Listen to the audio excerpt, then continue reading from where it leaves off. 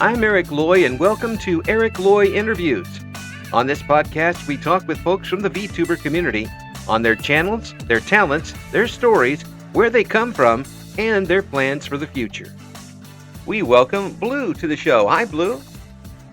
Hello, thank you for having me. Thank you for coming on. I do appreciate it. We're on live with Blue right now on Blue Stream, so hello out there for the chat. But if you could, for my audience, please introduce yourself. I am Blue Wisp. I was formerly known as Blue Skies before I rebranded. In lore, I am a jellyfish demon VTuber who was originally a fairy. I died during a battle to protect my husband and my kingdom. There you go. And now a jellyfish demon, which sounds really painful. Well, it's okay. Yeah. I guess. Yeah.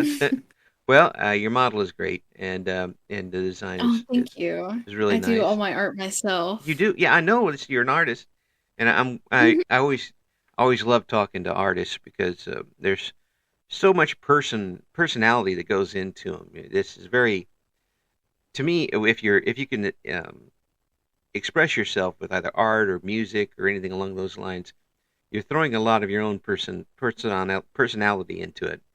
And have you always been somebody who at least put pen to paper early on?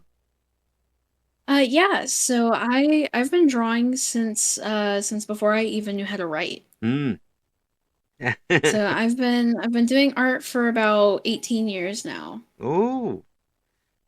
So you were doodling in notebooks and on the walls and Oh yeah. put the crayons away. No, I'm not done yet. And I grew up in the South, so we had those huge like gallon pitchers for sweet tea. Oh yeah. And mine were filled with crayons. Oh, I had so many. that is neat. I you made art out of your crayons to start with, because now you have an art piece full of crayons. How did you Yeah. What did you have to dump them all out to get the right crayon? So I would definitely dump them all out and then complain when my mom told me to put them away. Fussy artists. Yeah, Yeah. but I mean the colors are so important. I had to get the right one. Yeah, when we were I was a kid, we everybody wanted to get the giant Crayola box with all of the every single color possible, even though we wouldn't use maybe 70 of the 88 crayons. Everybody wanted all the options anyway. So when did you start transitioning to a computer type art? And did it come easy for you? So I got my first experience, I guess, with digital art when I was in middle school. My uncle, who is also an artist, had a iPad and was like, "Here, you could try," and let me doodle a little bit on his iPad, and that was my first introduction to it, and I fell in love with it. I didn't do as many character drawings back then. I did more landscape, and I loved to do paintings on digital of like the sky and stuff, like at night. And Yeah. that's how I kind of first got my start. And then I had to go back to traditional art for a couple years, and then about 5 years ago, I started with digital again. I got my own iPad. So were you self-taught as far as digital goes, or did you take a class? Did you look online for things? So I'm entirely self-taught. Everything that I've learned, I kind of just learned through trial and error. But I do get a lot of inspiration from art online. Well, that's there. A lot of people have different ways to get to that goal. Some folks who I've talked to who've gone to like art schools, they learn the basics, but then they also get uncomfortable with it because it kind of pigeonholes them and takes away the individuality of what they're doing. Hmm You haven't had that burden, so you've got to keep. Have you kept pretty much the same style over the last several years, or has that matured too? So my style has definitely matured. I try to teach myself different art styles. So like the Studio Ghibli art style, I'm kind of okay at. Mm, I know it enough to be able to redraw like screenshots from some of the movies. yeah, Um, some animes, like My Hero, I've done before. yeah, That's where a lot of like my eye shapes in my art comes from, is from My Hero. But mostly everything is kind of just like a big mix of all the shows that I've watched growing up and stuff like that. Because I grew up on anime, yeah. so it kind of takes a lot of inspiration from that. So I always ask this for folks who are doing art and performing, because I consider art a performance too. Mhm. But there's a difference between putting going and into your wherever you go, your artist room, and creating something, and then showing it to people. Did have you ever had a problem sharing your art with folks? Oh, all the time. Mm, I feel like the biggest issue is for smaller artists like myself. It's really hard to find a spotlight, especially on social media, because no matter what anybody tells you, social media is always going to have a preference to the art that is extremely unique. hmm And so you'll only really get to see on your timeline the artists that have certain styles, like the ones who are insanely good at color theory, or the ones who do, all black and white paintings with red highlights to, invoke emotion. right. And for artists like myself who works with, plain colors and nothing really insane, it's really hard to get yourself out there. So as an artist, it's a big hit on your confidence as an artist because it's just insanely hard to find a good outlet to put yourself out there. And a lot of social media outlets also don't have a very good algorithm for artists Mhm. either. Well, yeah, yeah. I know that sometimes they try, and a lot of times they don't succeed at something like that. But that's an interesting point you bring up, that just a general showcase, it isn't very easy to get yourself noticed in that unless you're already into a category for somebody. I would imagine. Yeah. You know, Yeah, 100%. you know, Like, and then you have websites that are amazing for artists, like VGen. VGen is something I just recently started looking into, and I do have a profile on there. But it's still kind of hard to put yourself out there on there because even the discovery pages are more for the verified artists and not for the newer ones. It's yeah. kind of hard to just get out there. How is it to show somebody? I mean, to a lot of people, this type of art is very personal. When you put something on, whether you're doing it on canvas or you're doing it on the computer, and you've put a lot of time and effort into it, and you're proud of it, even though artists are never quite done with what they do, it's good enough for now for you. And how do you get over showing that to somebody else personally? And that's a big mountain for me. So a big part for me was honestly just having to build up trust with people. Uh huh. So like my very close friend group, I do art for them all the time. hmm And there's nothing that makes me happier than being able to do things for them and see their face light up because it's exactly what they wanted. Or I put together something that they couldn't, through words, and it's amazing.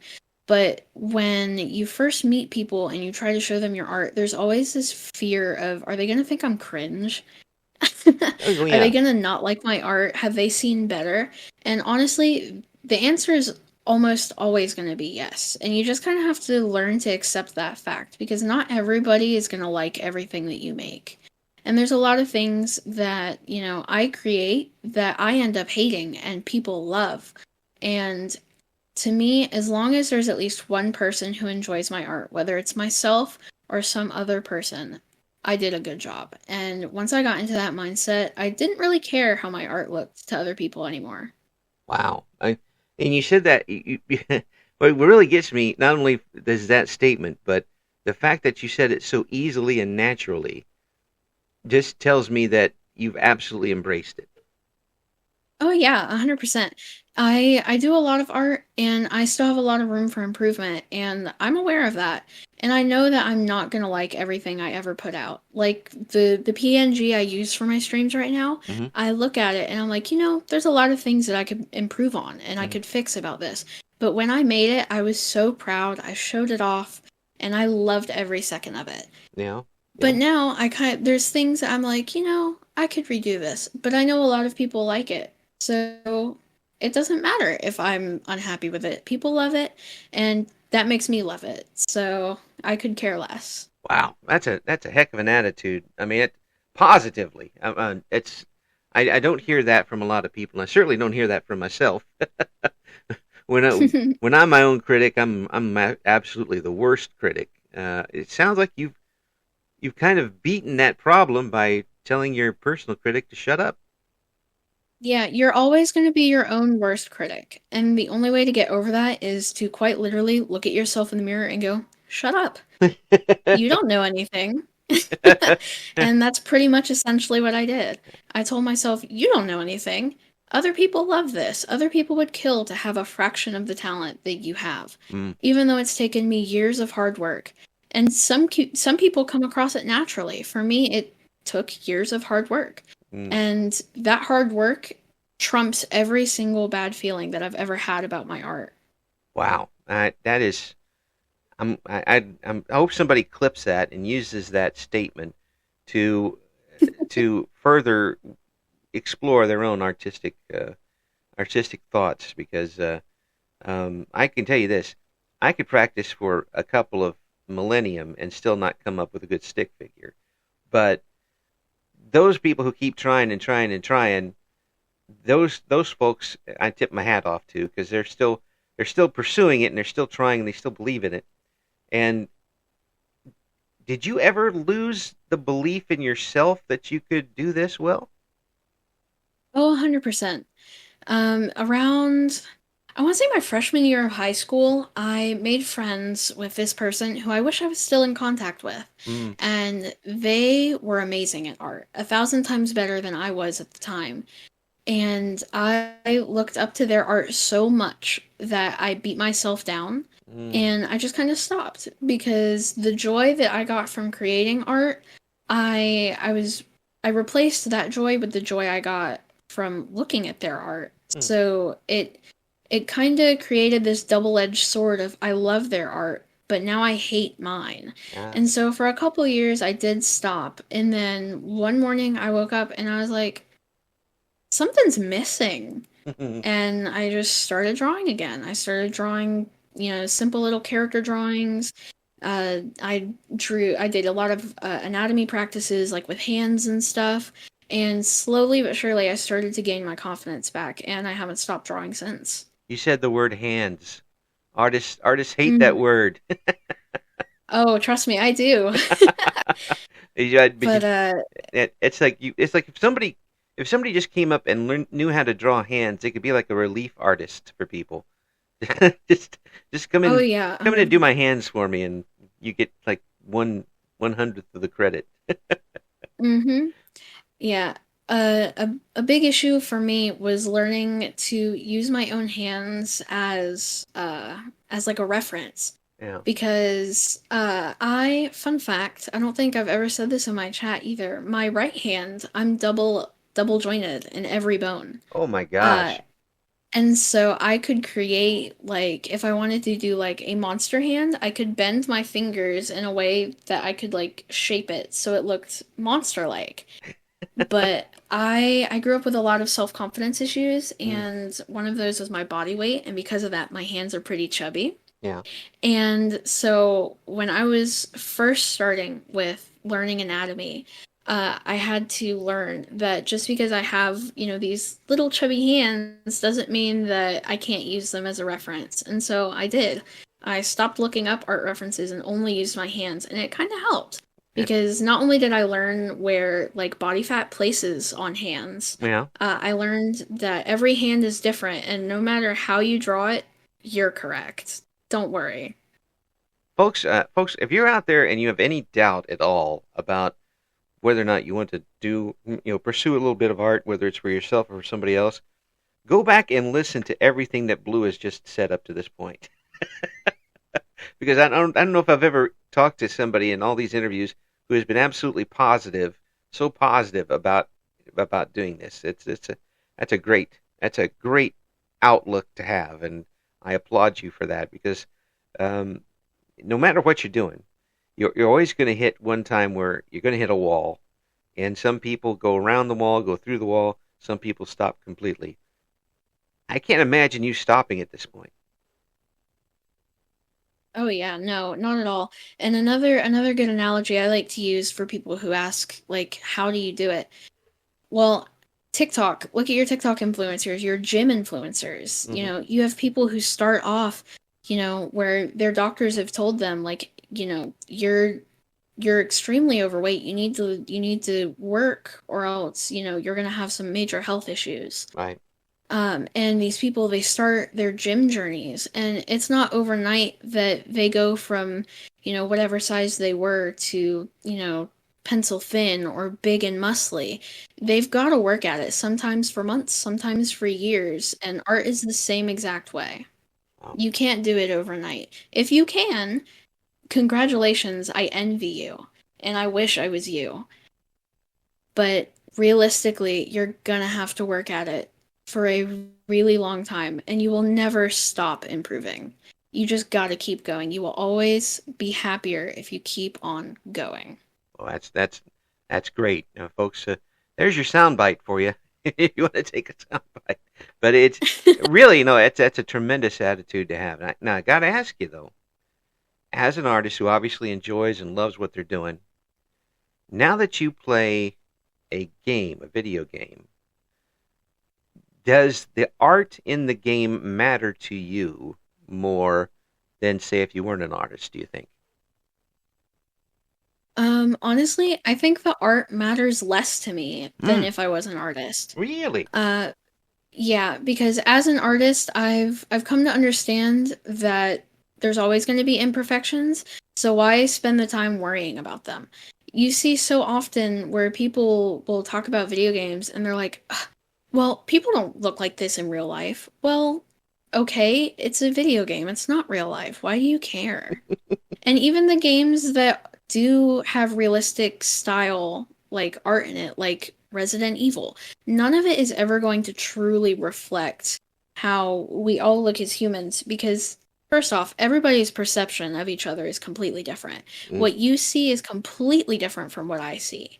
And so I don't know. I think it's all just based on view. It doesn't matter to me at all. The only thing that matters to me as an artist is the colors. I don't care about the art. I care about the colors. ah, And so if you have a scene in a video game where it's like, particularly sad, like a character just dies, you'll find that in the background it's darker. There's not going to be bright yellows and bright oranges. You're going to find mute reds, lots of blues, mm, purples, stuff like that, because color does play a lot into emotion. great. Same thing with scary games. You're gonna Yeah. find a lot of blacks, a lot of reds. Mm. You're gonna have oranges and sometimes yellows. You're gonna have a lot of browns.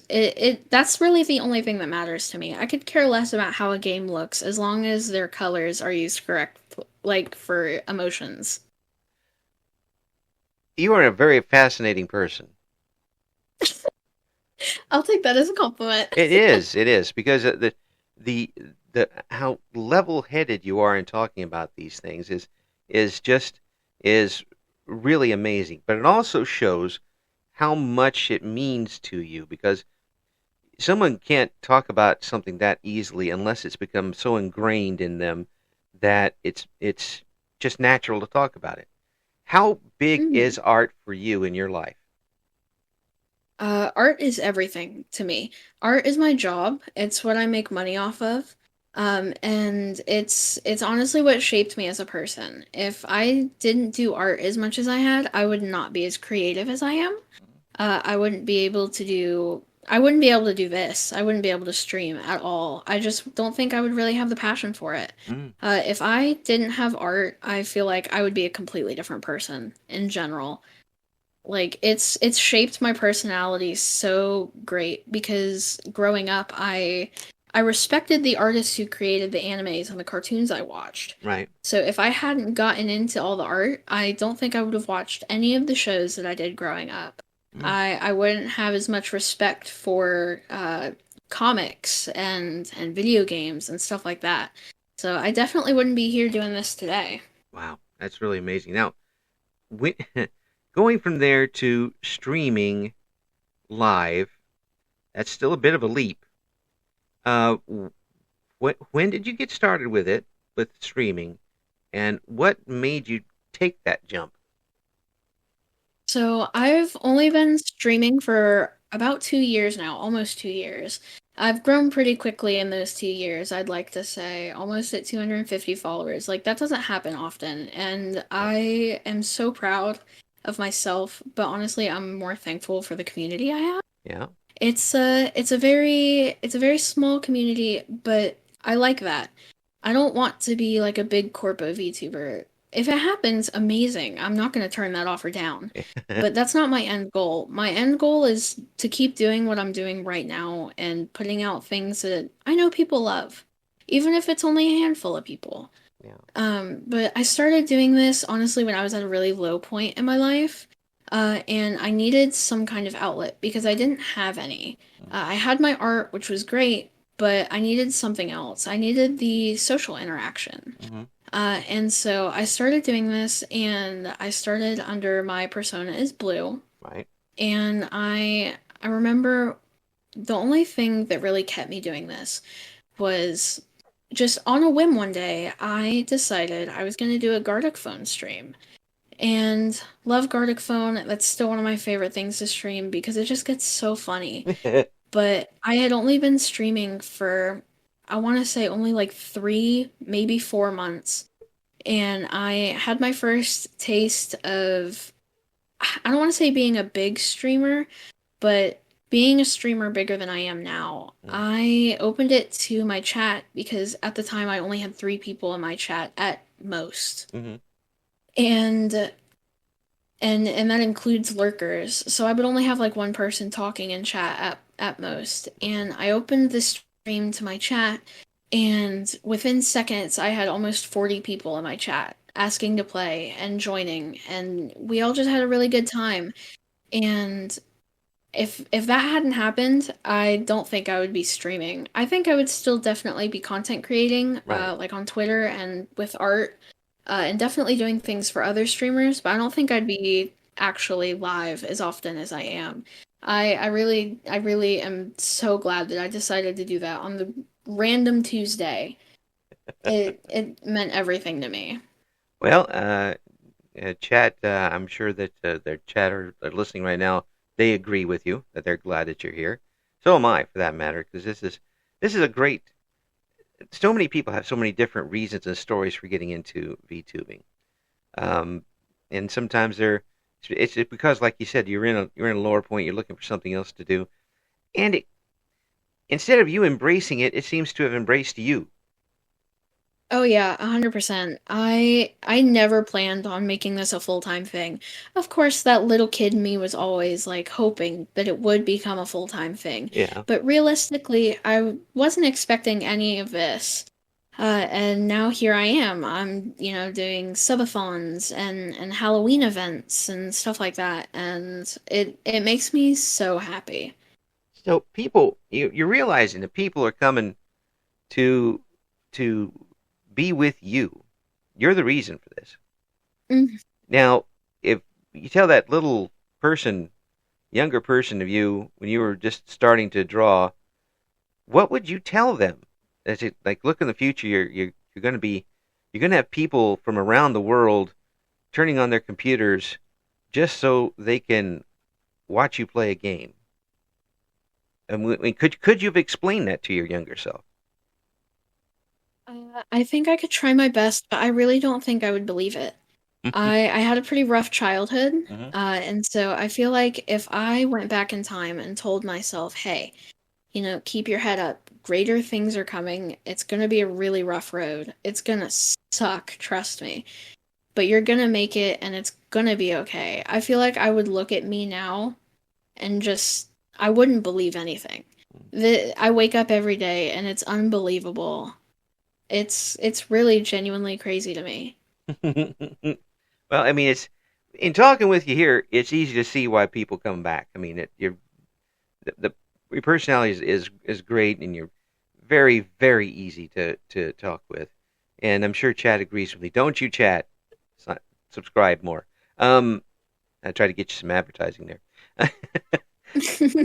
but the it again it seems like the door opened for you and it had your name on it.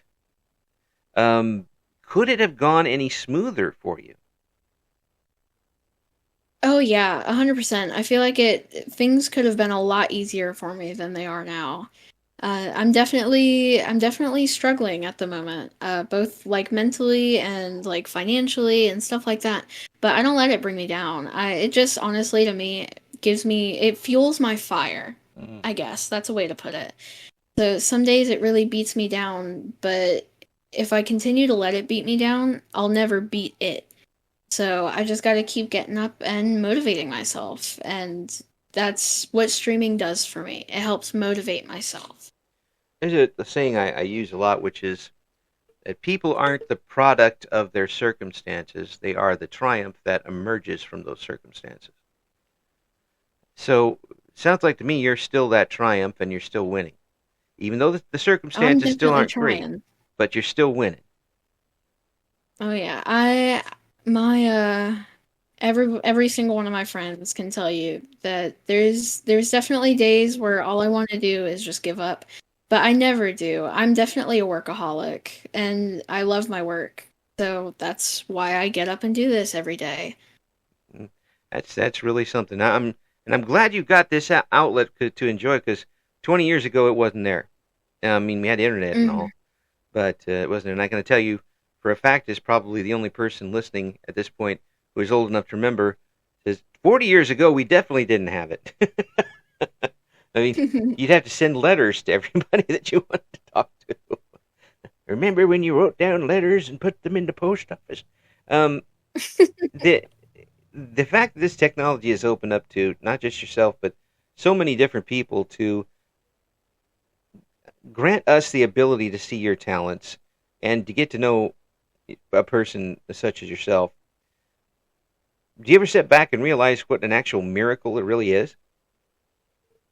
Oh, all the time. I truly am absolutely blessed.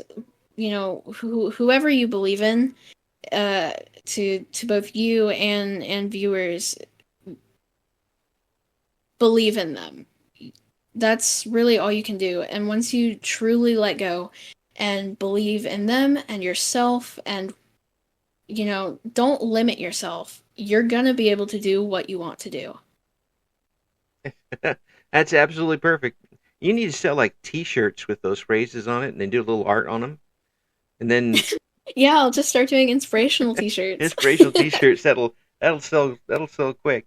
Now on your channel right now, are you doing you're doing art streams, right? Yes, I do. Not super often, but I do them, yeah. When you get on the art stream, and I do you have background artists or backseat artists who try to influence what you're doing? No, actually, I don't, but I actually am probably one of the few people who encourages it. Really? I'm always looking for ways to change and improve my art. Because like I said, I don't have one specific style. I like to experiment and I like to change. And so I really do encourage it. If somebody wants to come into my chat and say, "Hey, why aren't you adding, glow to your character in this area?" I'll say, "You know what? Why am I not adding glow?" And I'll try it. And if it's something I like, I'll adopt it. But I'm really not, I'm not gonna shame somebody for, trying to teach me something.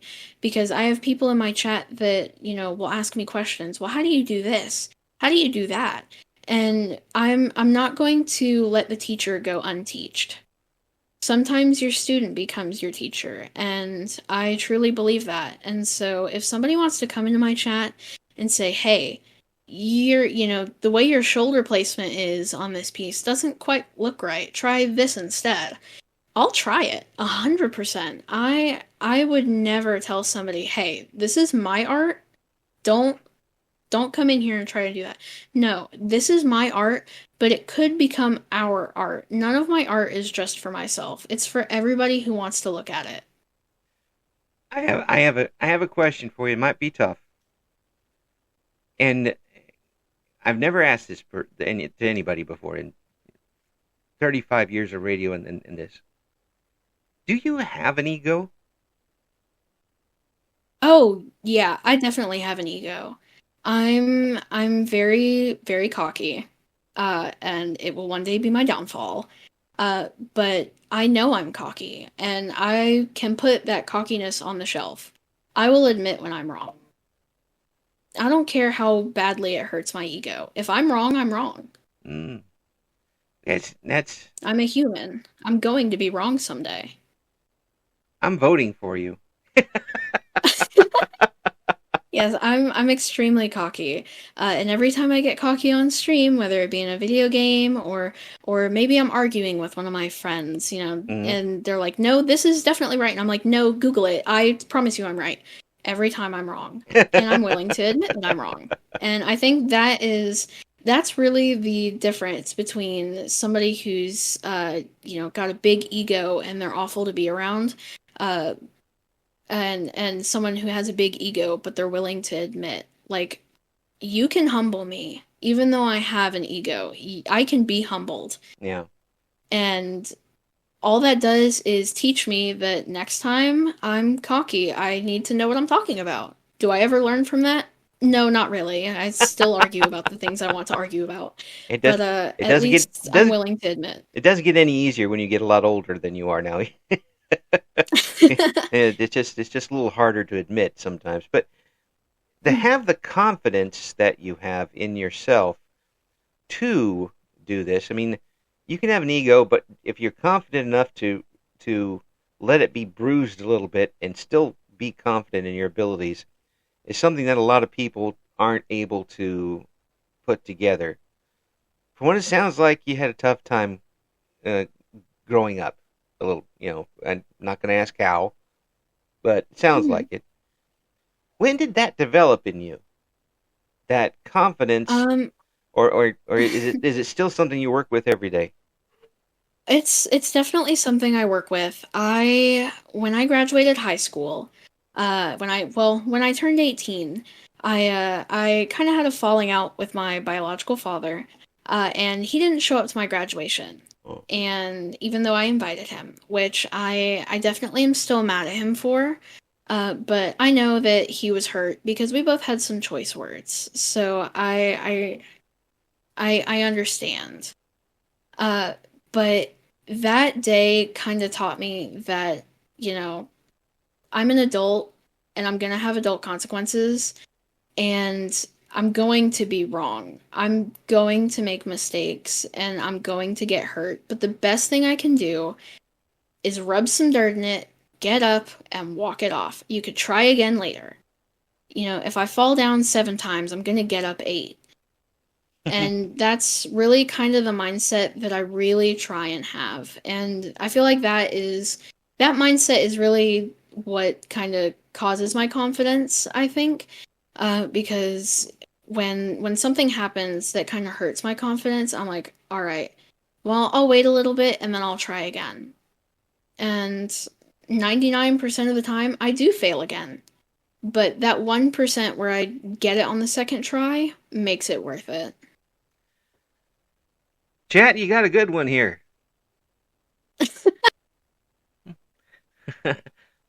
Support Blue as much as you can, and I say that to everybody out there. We're gonna have the links in the description for this interview. But I'm going to beg you to come back again and talk some Oh, more with me 100%. because I could. I could cut this up and send it to a lot of people I know in little bits. Say, you need to hear this. You need to hear this. You need to hear this.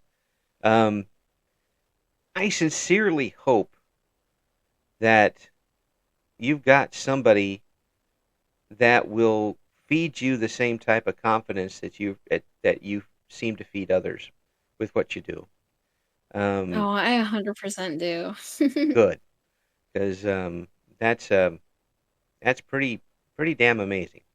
It really is to be able to. I know every day's not going to be the same, and maybe I caught you on a good day, but holy cats, people! If you don't root for this person, who are you going to root for? I mean, truly, Yeah, vote me president. yeah. Oh yeah, I, I'll mail it in now if I need to. Blue, it's an absolute pleasure talking with you. Um, Of course. Thank you so much for having me on. Absolutely. You let me know what's going on. Keep me in touch, and get some big stuff coming up. We'll do an update, but we're going to be starting here pretty soon, probably in December. We're going to start some follow up interviews with everybody that we've done up to this point, and you know, because people change and things happen to them in their lives, and I want you to be one of the first. And I'm one. Alrighty, I, I'm definitely down for that. yeah. So, Blue, again, thank you so much. Chad, thank you for letting me be a part of what you've got going on and sticking around. And again, support this person and listen to what they're saying and watch what they're doing, and maybe take a little bit of it and improve what you got going on too. Uh, we'll talk to you again soon. Alrighty, thank you so much again. Thank you for listening to Eric Loy Interviews. Join us again next time when we talk to another member of the always interesting VTuber community.